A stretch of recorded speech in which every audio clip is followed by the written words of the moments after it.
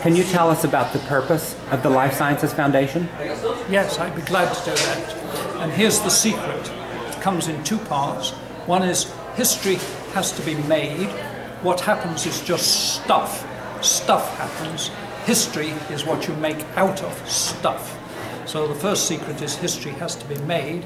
The second is if you don't make your history, someone will make it for you, and probably someone who's hostile to you will make your history for you.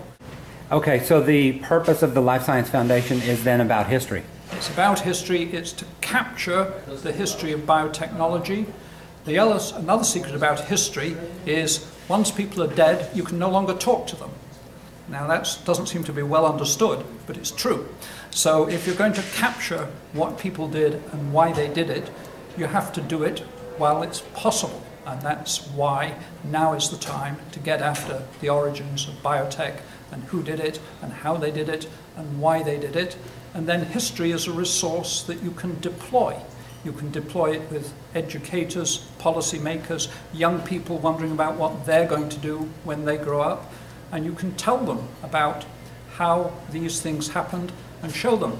None of this was done by little green men from Mars.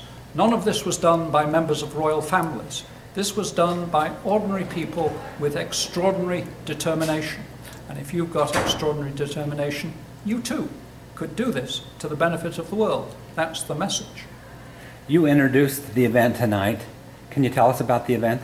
Well, the event was doing two things. One is that Sally Smith Hughes has written the first serious, objective history of the beginnings of biotech. So now, for the first time, we've got a credible, reliable record of that, published by a major publisher, the University of Chicago Press.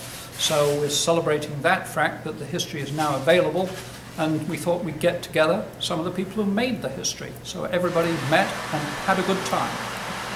Wonderful. Thank you very much for taking the time and joining us. You're very welcome.